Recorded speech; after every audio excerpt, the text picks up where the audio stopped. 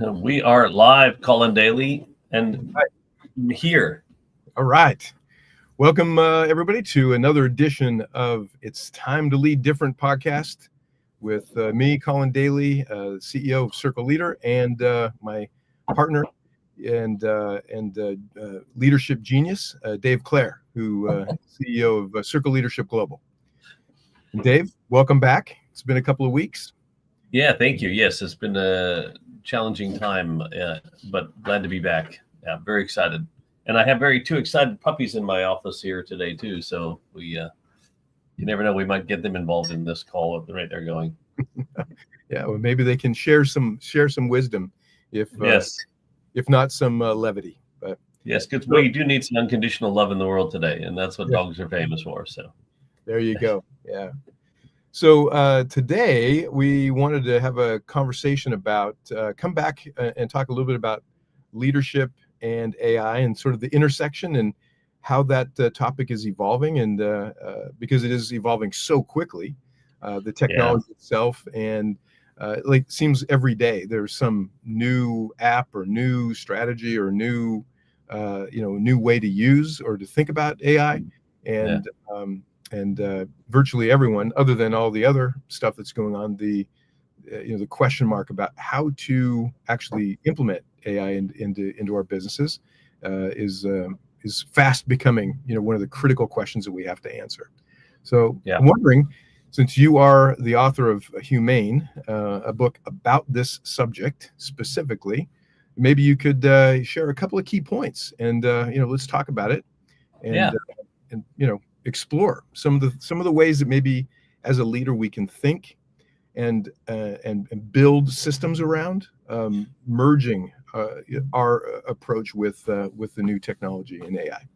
What do you think? Yeah, I think it sounds like an awesome topic, and I think because everyone else who's out there talking about AI right now, well, majority, I haven't seen too many talking about it through the way that we look at it, is they're all talking about it from process and productivity and performance improvement and competitiveness and all that sort of stuff. But very few people are talking about it through the lens of people and culture, which is the reason why I wrote Humane, because it's the only book you'll find out there right now about AI in terms of through the lens of people and culture. Because I am definitely not an AI guru, and AI is not my specialty. Apparently, I'm a leadership, whatever you called me before. Genius, yeah. Genius, yeah. So the first thing, if we get, and people need to understand this, Collin, like, what is our definition of leadership? To help others become the best version of themselves so they can do their life's best work while they're in our care and beyond. Right. So if you're going to want to understand about leadership and AI, first and foremost, how do we use AI to help people become their best, to do their best while in our care and beyond? Right. So what makes us unique as humans that AI isn't currently or may not be able to do? So what are the human elements? What are the human skills, if you wish to call them, that we have that AI doesn't? Currently, abstract thinking, abstract thought, the ability to connect, conceptualize and connect concepts. The essence of creativity, right? Yeah, beautiful. Right. So creativity, curiosity, imagination, intuition, empathy, right? That abstract thinking that you're talking about, all those things rolled up to that abstract level of thought, and the ability to contextualize and things like that. Right. So if I know what leadership is all about, and then I know that's what makes us essentially human, then how do I become the best version of myself? Would be tapping into more of that, or freeing me up to spend more time doing that. Right. That is what we should be leveraging AI for, to help us to do those things. Mm-hmm. Yep. Right. So we can, fundamentally, when I talk to people about leadership and AI, the simple premise is this: it should be used to free your humans up to do the work that humans must do. All right. Because you and I, we know that we grew up in an era where it was, hey, Dave, you're paid to work, not to think. Right. Whereas now I kind of half-heartedly joke with people that it's, hey, Collin, while you're paid to think, and while you're here, if you have to do some work, that's okay. Let us know what it is, and we'll see how we can automate that. Right. So first and foremost is, if we understand what leadership is, then we understand what makes us uniquely human, and then how do we leverage AI to free us up to do the work that humans must do that actually incorporates that level of humanity that we have, that we can, and we can express into the world. Because AI is not creative on its own. Right. Yeah. Right. And people need to understand this. Like, so even when I wrote Humane, I took some ideas that I had, and then my ideas that I had, and then contextualized them, and then I just put it into chat or Claude at the time, and then said, hey, if this and we did that, what would you think would happen? And then its creativity came from my creativity. It didn't just say, hey, Dave, I think you should do these things. Right. We explore that. No, it's like, hey, I went to it saying, here's some ideas I have. Here's some of my imagination. Here's some of my intuition. Here's some things I'm thinking and feeling. Can we get some stats? Can we back up? Can we look at? And what it does then is it amplified that. So from leadership and AI, if we start to then go, okay, well, that, okay, and then I can have this, AI then becomes an amplifier of what makes us uniquely human. So it can amplify our humanity in the organization, not reduce it. Right. Yeah. So that's the opening monologue, if you wish. Yeah, that's great. So what I hear you saying is that that amplification is about freeing up more capability within the leadership and leader, him or herself, but then also being able to empower. So within that definition of leadership, right, being able to empower our people to be able to free up their own creativity and their ability to innovate and to think beyond. Yeah, I like that. So at its essence, it becomes a tool set, right? A toolbox that if expertly applied, right, can actually up-level the quality and the quantity of the work that we're able to. When I say work, I mean the creativity in the world, right? The innovation, connection. Yeah. There's only two ways to get new results in your organization, right? Work longer and harder than you ever have. Yep. Or change the way you think about things. Yep. Yeah. All right. So imagine then if we could actually leverage AI, to your point. So not that we can do more work, but we can actually free us up to do better work or get better results in less time. Right. Or with less energy and less effort. Yeah. Yeah. The interesting point that you made there that may have whipped right past everybody is when you think about that definition of leadership about helping other people become the best, to do the best while in our care and beyond, that in our care and beyond part, what does that tell you about what we think about people? That life is more important than their job, right? That the people come first. We look at you as a human being first, an employee second. Right.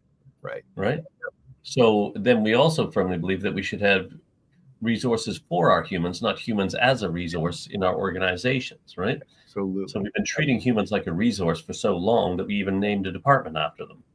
Yeah, or after that concept. We have asset management and we have people management. It's just like all this sort of things so we've commoditized and productized humans in the organization. And now we're saying, hey, with AI, we can free these humans up to do the work that humans must do and get them to tap into all this creativity. Yeah. And guess what? If we think about them as human beings first, this is a wonderful resource to provide to our humans. Right. But if humans feel like a resource, and then guess what? If I'm one of the resources here, then you're bringing in this other resource that does similar things to me, has some of the capabilities that I have, then what do you need me for? This is when people see AI as a threat. So they'll see AI as a threat coming in because one resource is being given a high-speed, fancier version of 50% of what it's capable of to do things. It's like, well, then eventually they're going to not need me. Rather than going, hang on, you're a human, you're unique because of your creativity, curiosity, imagination, intuition, and empathy. Now, here's a specific resource to amplify that, to help you achieve more in less. Yeah. And go give me that tool. Yeah. To empower me versus diminish my value and importance. Yeah. Instead of feeling I'm losing something, actually I'm getting rid of all the stuff that is mundane, repetitive, and freeing me up to do the things that I wish I could finally do. So I can actually stop being a human doing and start getting back to being a human being. Right. And to create work that is more meaningful, full of meaning. Right. Yeah. So, one of the things I wrote in here is that in Humane, Collin, is that you don't do creative, You be creative. You don't do curiosity. You be curious. You Right. don't do imagination. Yeah. You be imaginative. Right. So the difference between being and doing is Yeah. significant. No, I hear you. I Yeah. actually heard a phrase yesterday directly related here, which is that curiosity is not a trait, it's a state. And I would dare say, that the idea is that curiosity is inherent in our humanity and in our humanness. To your point, our beingness. I dare say, a lot of those other characteristics that you just described are as well. And that what we Yeah. need to do is be able to get and put ourselves in those states so that the creativity can unfurl itself. And so Yeah. so what I hear you saying is that it's a fundamental shift. So rather than having AI as a replacement strategy for people, it's a augmentation strategy for people. Yeah. And in the end, you may need fewer people. But what's the saying that you have? You might need fewer. You may need less, but you'll still need the best. There you go. Yeah, yeah. And so really, Yeah. it behooves the organization, the leader in the organization, to be thoughtful and strategic about how they bring AI into the organization. But then also for the person, the human that's working on it, to actually be curious and to engage with it so that they can actually build their skills around it, right? To be able to utilize it. Yeah. Would you say that's fair as well? Yeah, absolutely. Yeah. Yeah. Then the whole one is like the word you use, augment. It's to augment that, Yeah. not replace, right? Right. And so imagine now where you can work the same amount of hours or have the same amount of people in your organization if you're a leader and go, but we can now serve more clients because we can do that faster and we can take better care of our clients. So the ultimate thing with AI and organizations, one of the key points of Humane was based on that, was the whole point of implementing AI should be to improve the client or customer experience and the team member experience Right. in our process. If it doesn't do both those things, then you're just trying to improve the bottom line, and that's all you care about. Like if even everything we're thinking about from Circle Leadership and all the stuff we're working on to adopt AI into our processes and philosophies and stuff like that is tied purely to, will this drive the client experience and will it make it better for our team to be able to do so and be able to reach more people at a rate where we never would have been able to before. Will it actually help us, as we would say, it's like, can we turn our team into superheroes? Imagine if your superpower is super intelligence and at the speed of light. Right. Right. Anything that your superpower is your ability to amplify anything that you have going on. Oh, wow, this is amazing, right? Yeah. But so that's what we're seeking to do in organizations. Here's the kicker, though. Here's the uncomfortable truth behind all this. As people know me very well, I always have an uncomfortable truth. And the uncomfortable truth here is that as an amplifier, if you have a crappy culture, guess what it will do? Amplify your crappy culture. If you make bad decisions, it'll make bad decisions faster. It'll help you to do that. Yeah. If you have a toxic workforce, it will amplify the toxicity in your workforce. Yeah. Right. If you have bad marketing, it will allow you to market bad fast. No, right. No, it'll which will ultimately and quickly crush you. That's right. And then so today's, if your bucket has a small hole in the bottom of it, which will empty you deliberately just as much as one that kicked over, AI will just come along and kick it over for you and go, let's get this over with. If your business is on its downward slope and you implement AI into this, then guess what? It's going to accelerate that. Yeah. Because you can't take a new way of thinking and shove it in your old way of doing and expect a new result. A different result. Yeah. Yeah. And I dare say as well, you can't hide your head in the sand on this either.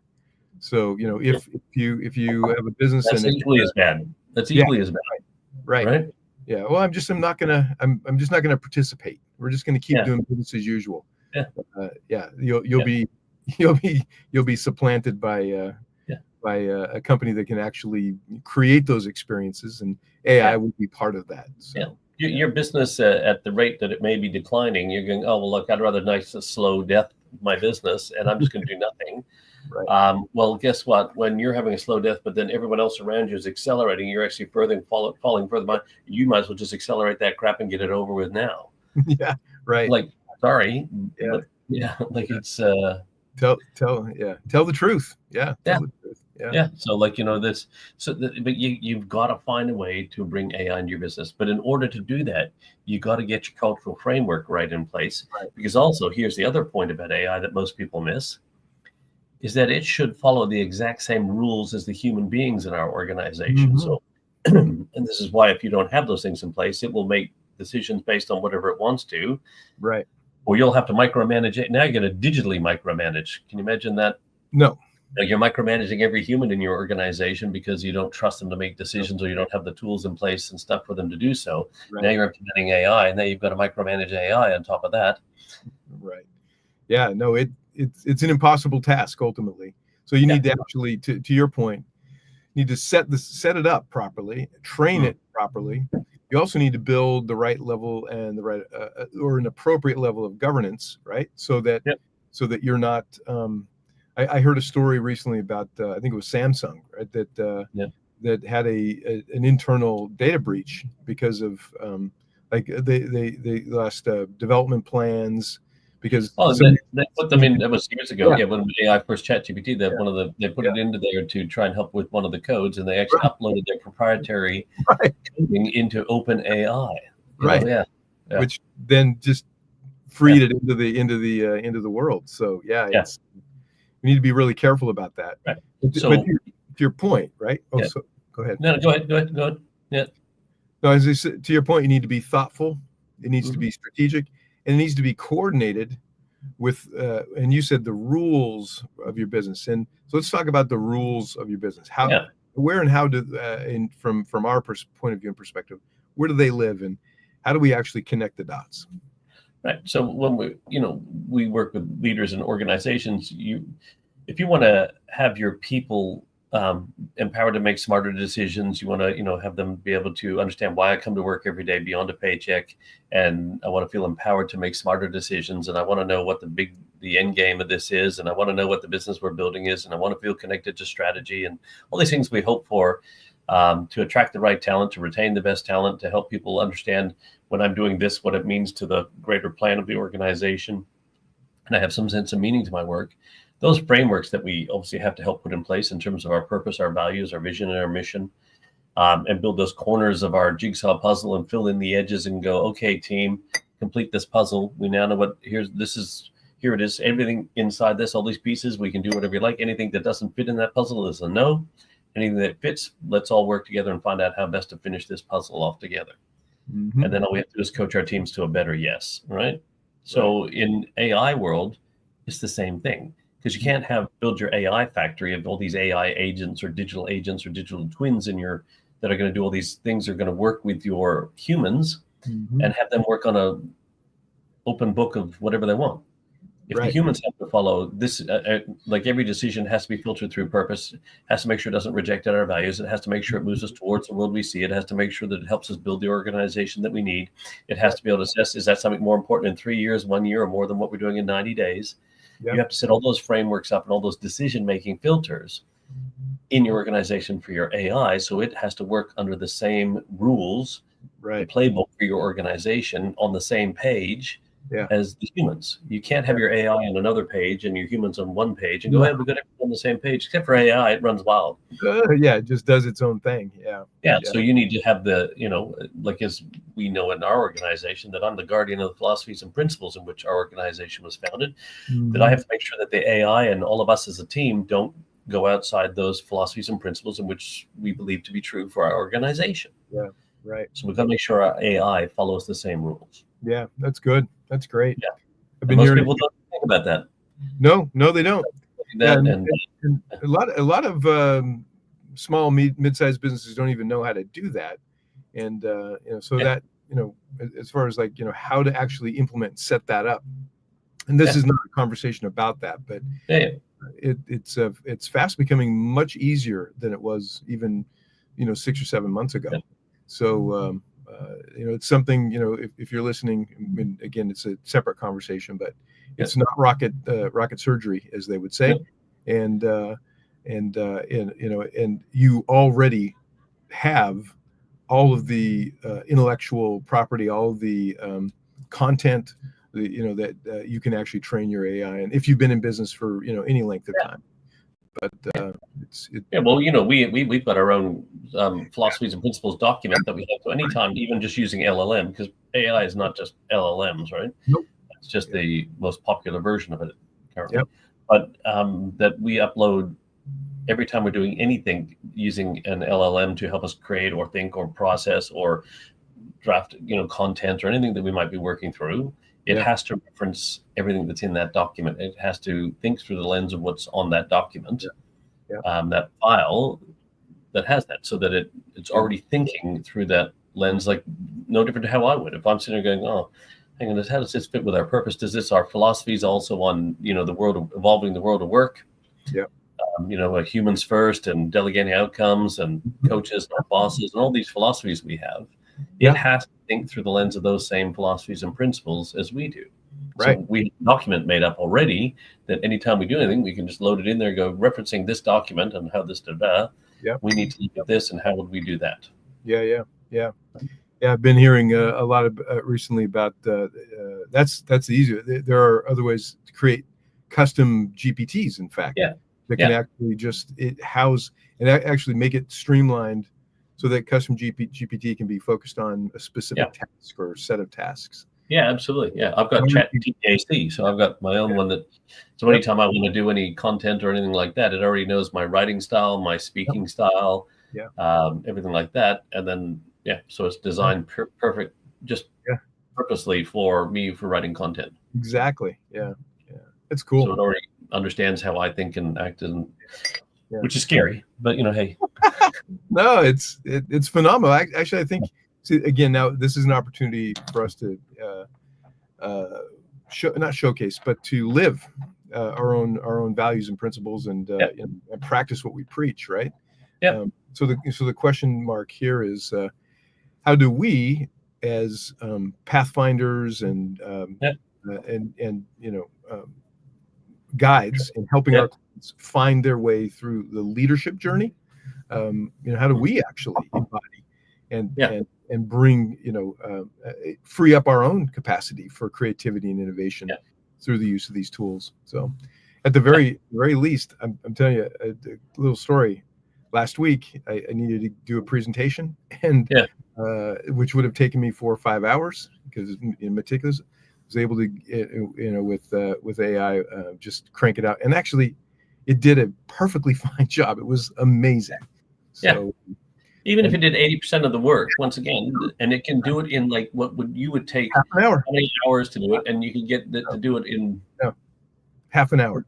But what was fun? The only reason I bring that up is not to say, look at me, I can use an AI tool, which it'll become natural and normal for all of us. But I had much more fun building that. I'm telling you honestly, I enjoyed the process because all the drudgery of trying to get all the little tiny things right.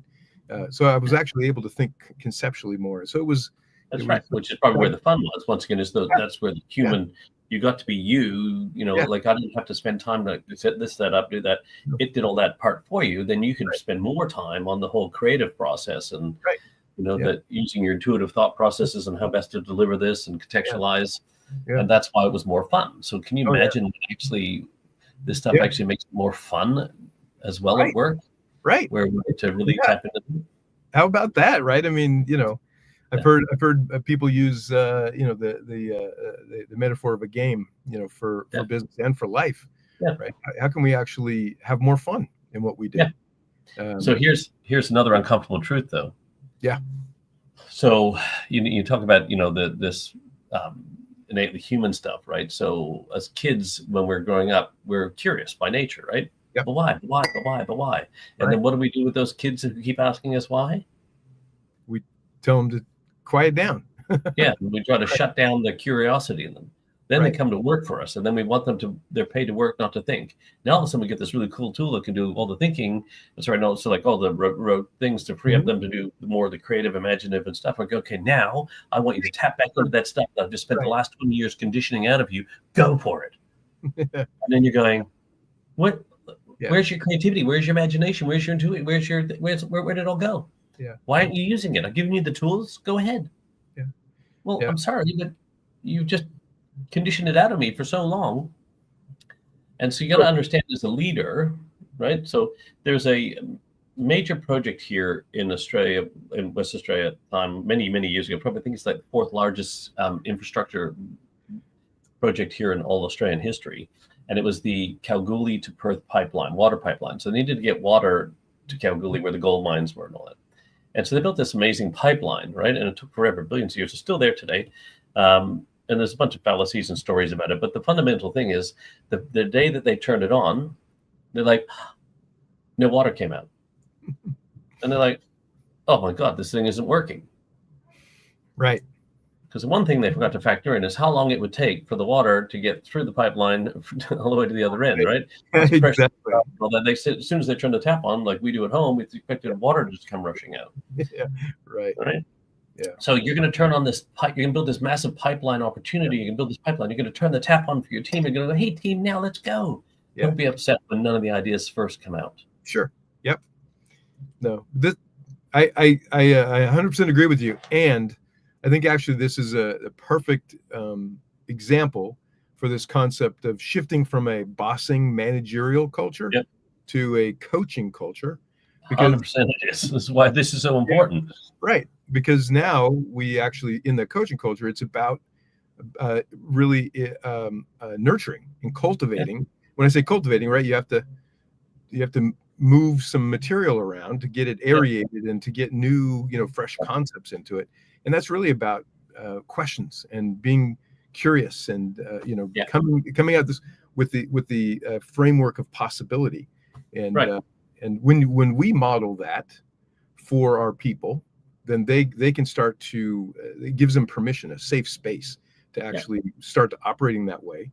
And then they will start mirroring that to our customers, right? And then that will actually be a natural, attractive magnet, right? That will bring talent and bring, a differentiation in the market and connection with our customers and clients. So so when you think about it, and we're getting really close to the end here, so there's a great way to close out with this. Yeah. That we've spent so much time in our organizations telling people what to think. Right. Now we have to teach them how to think around here. Right. Understand, which is why coaching is so much more important than bossing. Because when you're bossing, you're telling people what to think and when to think it, how to think it, who to think it with. Right. Now, what we need for you to do is to actually help your people learn how to think around here and tap back into all that stuff. Right. And some people will be very quick to jump on it because they've been dying for this opportunity to be able to bring something to the table, bring their best self and become more.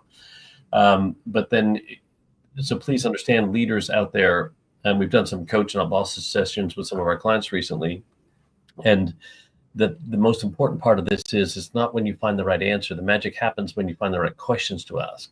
So if you want to tap into that creativity and the curiosity, imagination, intuition, empathy, and all that, you got to get better at asking questions. The first thing to do is for you as a leader is to start coaching your team and helping them to pull out that thinking. And it's going to be a process, but it's going to be far better long-term than it will be in the short term of you actually just keep giving them the answers.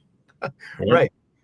And with any system, if you're not getting the output that you'd like, it's not the people, it's the system. So yeah. And I always said it's no different with kids. My kids would come to me and keep asking me the same question. I said, if you want a different answer, ask a different question. Right. Exactly. Right. Yeah. Or ask your mother. Yeah. Exactly. But one of the two. Yeah. But fundamentally, you got to ask a different question. So you got to get better at asking questions. You want to tap into all this, give your team AI. And it's no different when you're using AI, by the way, because I had a client of ours said, hey, I did this thing on AI, Dave. I looked at this and here's what it came up with. And then I took it and put that there. And then I asked a couple different other questions, send it back to me. He goes, holy crap. Totally different. Yeah. Wow. Like, that's totally different. And I said, well, yeah, because I asked better questions. And AI is no different. Yeah. So you're going to get better as a leader asking questions of AI. By asking better questions, you get better results from that. And same with your team. Yep. Yeah.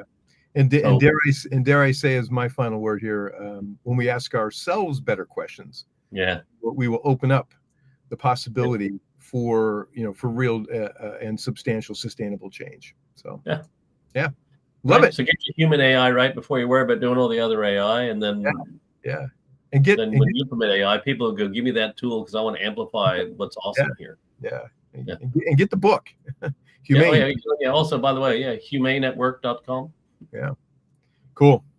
All right. All right, Dave. Any final thoughts other than what you've just? No. I think that's great, and I really value the conversation. It's great to be able to talk about AI through the lens of people and culture and why it's so important. Yeah, it is critical, and I'm grateful for the opportunity to explore these ideas. Anybody listening today or in the future, if you would like more to have a conversation, to have like more information, explore some of these ideas, feel free to reach us on our socials. And until next week, we wish you happy hunting. So thanks for joining. Have a great day. Thanks, everyone. Bye.